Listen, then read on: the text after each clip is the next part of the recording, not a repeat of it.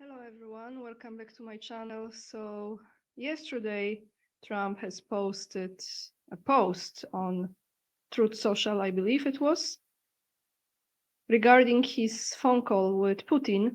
And you know my opinion already. I stated it yesterday in my yesterday's video, in which I said that the first thing what Trump did after the Ukrainian drone attack on Russian Air Force bombers that open space was to call Putin. But it took a few days for the public to receive a message. That's okay. Now, today I want to not just address this phone call, and I will be bringing to you not the post from Trump, but the article from TASS. So this will be from the Russian side, what that call was about and what has been discussed during 70 minutes between Trump and Putin. So as much as they want to tell us, of course, right? We're gonna read that article in a second, but the first thing I'm gonna play for you is a video from Putin's cabinet meeting that took place, I believe, yesterday. There was also, excuse me, also Sergei Lavrov during that meeting. Sorry guys, this strange allergies again. Anyway, I'm gonna play this. Putin's gonna say a few very important words. He's spoken after that attack from Ukraine. And we will hear from Zelensky. This will be very quick because I think none of us can handle this creature anymore, but he's gonna say a few things about Ukrainian peace offer that's FYI, for your information, was already rejected. Also, two more topics before we end this video is Trump introduces a total ban on travel to US for 12 countries. Actually, there is a total ban and partial ban, depending on the country. I'm going to read you what countries are part of that ban. And we're going to end with, because this is when the Muppet Show really starts, Trump orders investigation into Biden's action as president. So we're going to look into Biden creature. A lot of things will be coming out and leading to many other things. And then the real Joe Biden, please stand up, please stand up. And I don't think he can. I'm sure he cannot stand up anymore because long time ago, sayonara. Anyway, let's start with this video from Putin's cabinet meeting. I know some of you are getting my sarcasm and my sense of humor. Some of you don't, but that's okay. The longer you stay with me, the more you will understand my way of communicating. So let's go into it. If you appreciate the content, by the way, thank you so much for hitting thumbs up and subscribing to my channel. Let me mute myself and let's take a look at that meeting in Russia. It's translated into English already, so should be good for you.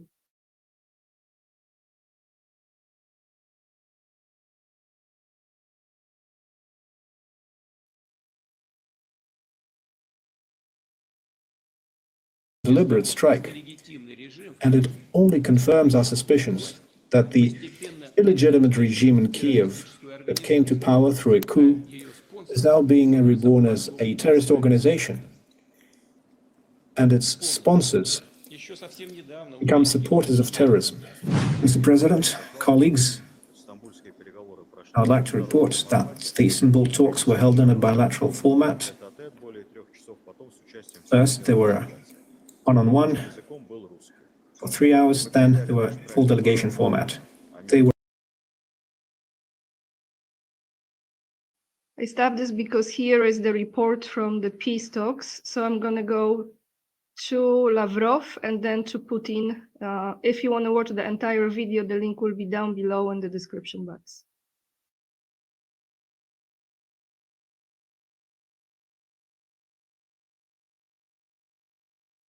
Consider it.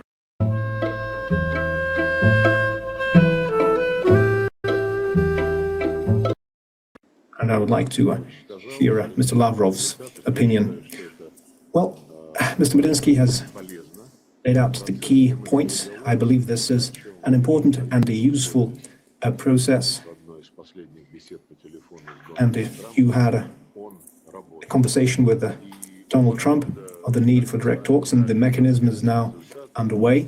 Both rounds have yielded concrete results, as we have heard, including the prisoner exchange, 1,000 on 1,000, And now, as Mr. Medinsky has said, additional exchange agreements have been reached on a similar scale, and it does not only include prisoners of war on an equal basis, but also those who are gravely wounded, and also exchange dead bodies. I believe having a communications channel is always useful to resolve humanitarian issues and coordinate mutual humanitarian steps as a goodwill gesture and as a confidence-building measure that is quite necessary on the present step. And I believe that there is definite progress. And as to a pause of 2 or 3 days to extract dead bodies from certain parts of the line of contact, and maybe there are some soldiers who are wounded, I think it is a mistake on the part of Kiev that they refused to consider this proposal. What Zelensky did is a mistake. Just as they ignored our initiative on similar humanitarian pauses on Easter and on the 80th anniversary of the Great Victory. And despite all that, Mr. President, and despite the new criminal provocations that we have seen during the last several days, I believe it is important not to fall for these provocative actions, clearly aiming to undermine the negotiations process and to continue receiving weapons from European countries.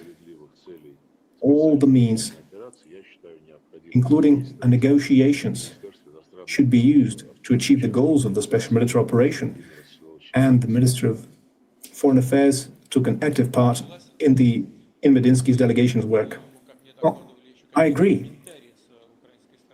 I also heard that there were comments from the Ukrainian part regarding the composition of our delegation. Well, yes, there were some comments that were of an anonymous character. Those were some anonymous messages spread by the media. We did not receive any concrete proposals or ideas. The journalists made some requests, and we explained what presidential aid Procrastination isn't your fault. It's a means in terms of their status. They used a plasticide-like component produced in a foreign jurisdiction, and it was established that they used a LoRa control unit produced in Ukraine. The total assessed damage is over 1 billion rubles. The terrorist attack is now being investigated in close cooperation between the Federal Security Service and the Interior Ministry. The Russian National Guard, Russian Ministry of Defense, and other authorities have cooperated to carry out joint operations to identify and to eliminate a Ukrainian sabotage group. Near the Mikishevo village, an explosive storage was found with 12 more kilograms of the substance. The control units used in the terrorist attacks and are known to be used by the Ukrainian Security Service. So this is a direct indication that all of these terrorist attacks were clearly organized by the Ukrainian security services. It was a deliberate strike, and it only confirms our suspicions that the illegitimate regime in Kiev that came to power through a coup is now being reborn as a terrorist organization, and its sponsors become supporters of terrorism. Recently, the Ukrainian government and their allies dreamt of inflicting a strategic defeat on Russia on the battlefield. Now they're withdrawing from the battle zone, fleeing, and now the Kiev regime is trying to resort to terrorist attacks. At the same time, they're asking for a ceasefire. They're asking for top-level meetings.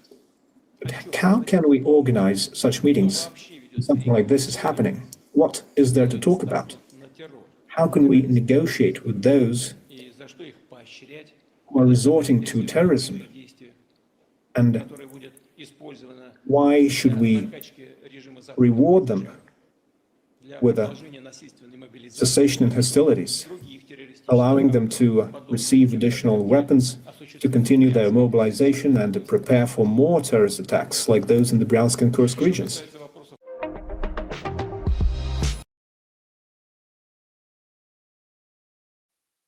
So here is in summary, what is the stand from Russia right now. I'm sure there will be retaliation, and that retaliation might be on Kiev.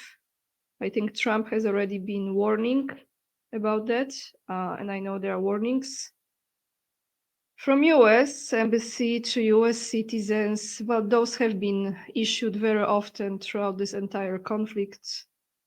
But there will be a retaliation, I am 100% sure. I don't think in Europe, in other countries, but definitely in Ukraine. I think I'm gonna name this video Putin, quoting him, "How can you negotiate with terrorists?" Because this truly is in the summer exactly. How can you negotiate with terrorists? Now let's go to one of them. It's just amazing how much longer we have to put up with him. Let's go to Zelensky and see what was his offer that already has been rejected.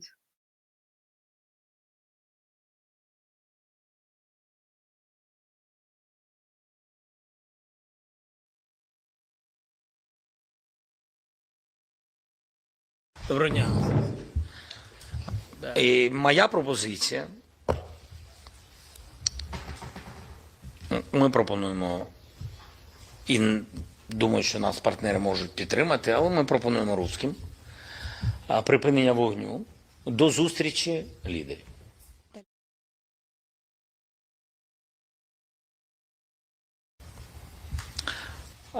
Чому припинення вогню?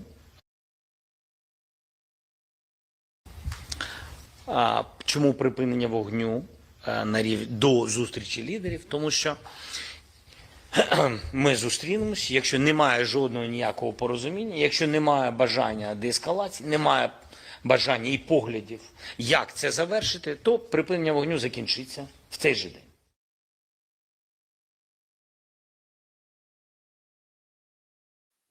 Do you have the same, are you wondering the same as I do?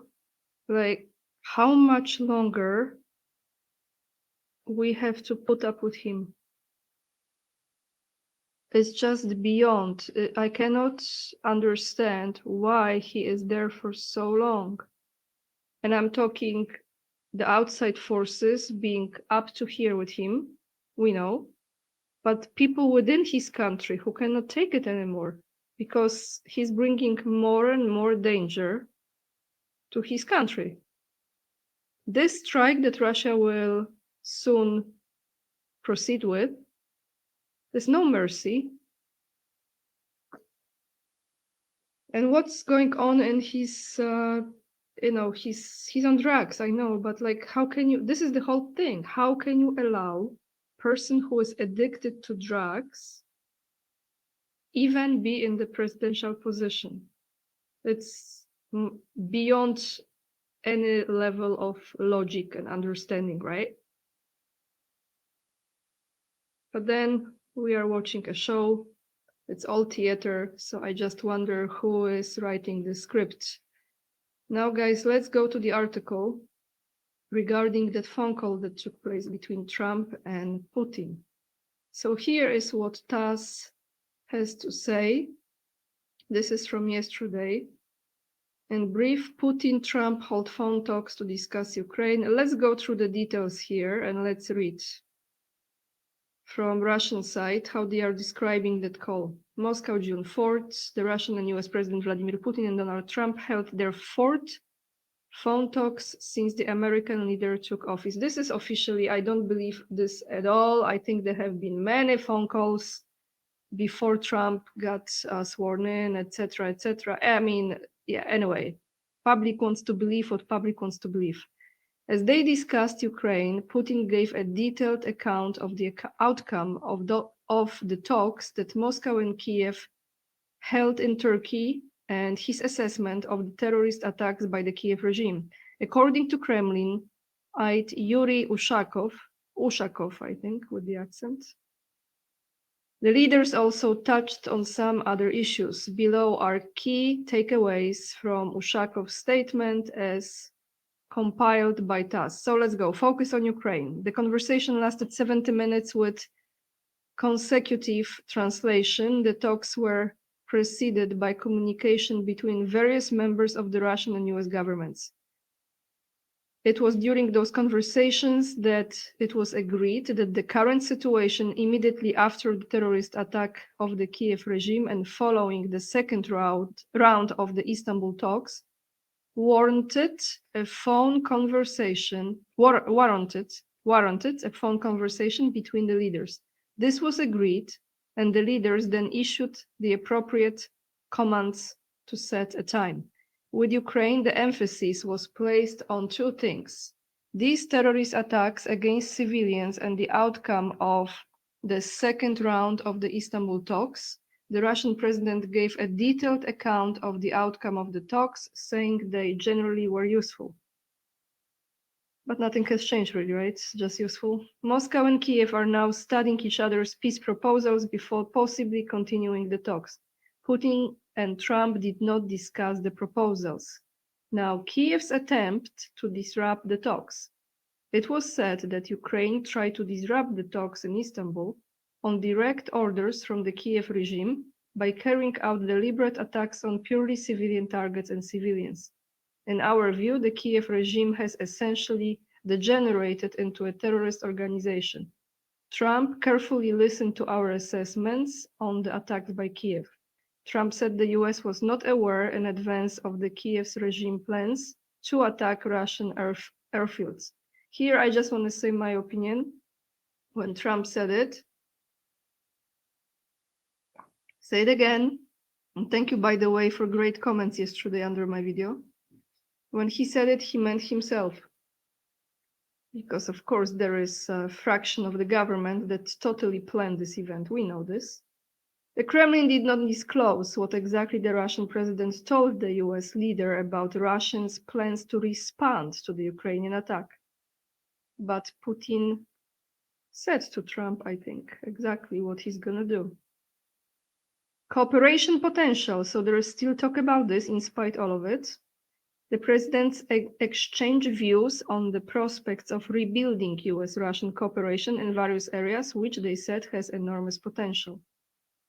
The issue of a prisoner exchange between Russia and the US was not brought up this time around.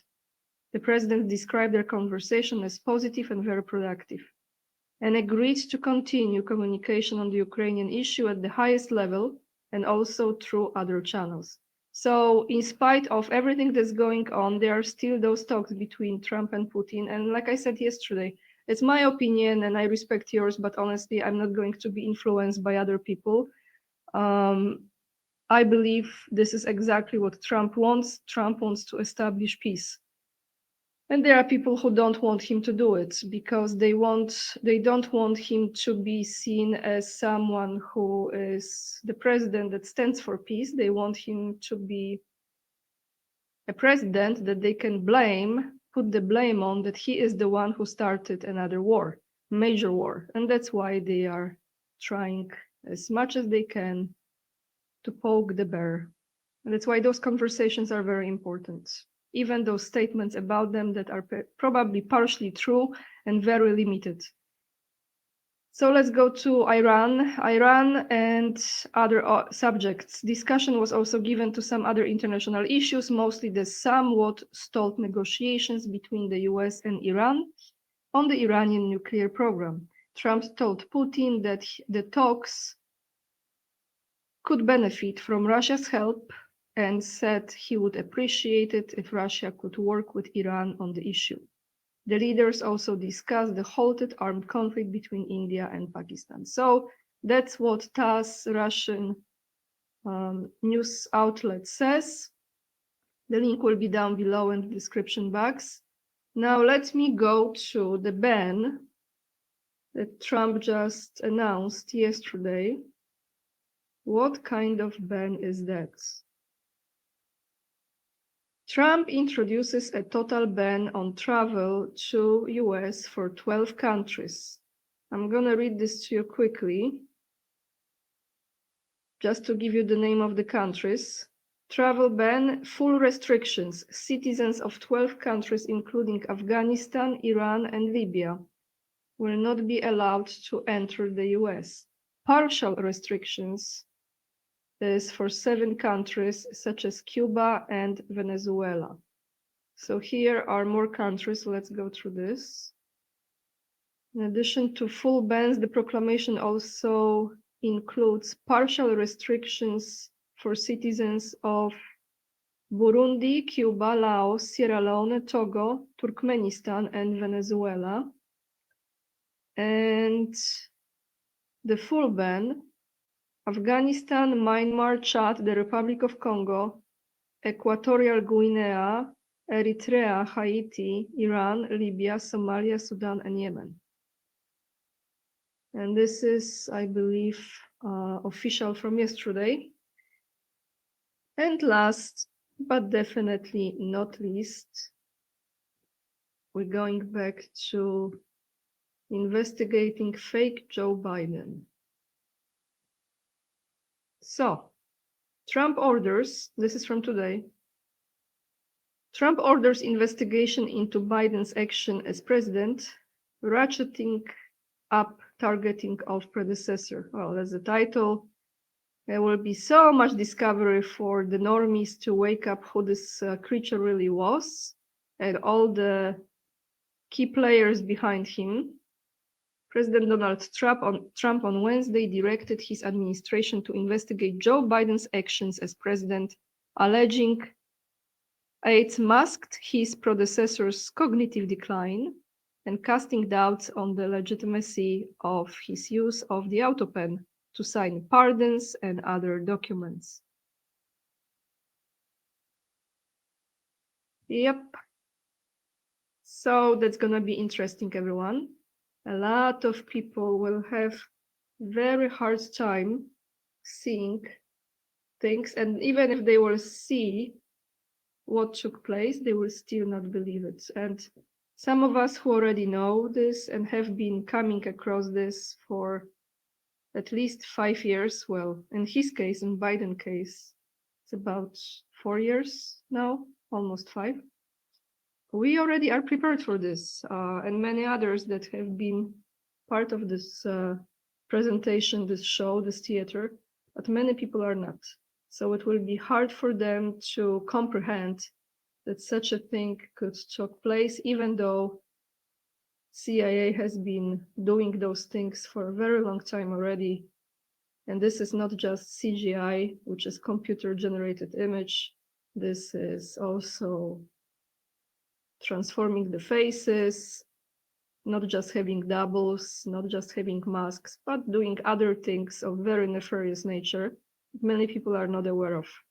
But that's all I have for you today. I think that's everything I have for you today, everyone. Thank you so much for watching. I really appreciate your support, and I appreciate you to hit the thumbs up and subscribe to my channel. To those of you who feel like you would like to support my work, my channel, the best way to do it is by becoming the Patreon. You have the link down below, and you can also become a member of this channel or join locals. I know many of you are in a situation that you cannot afford, and I understand this, and I appreciate your support watching my videos. That means a lot as well. But if you can, the links are down below, and I'm very grateful for all your love and your energy. With this being said, lots of love, and remember, we are the leading edge and we are saving humanity. And I see you in another video. Bye, everyone.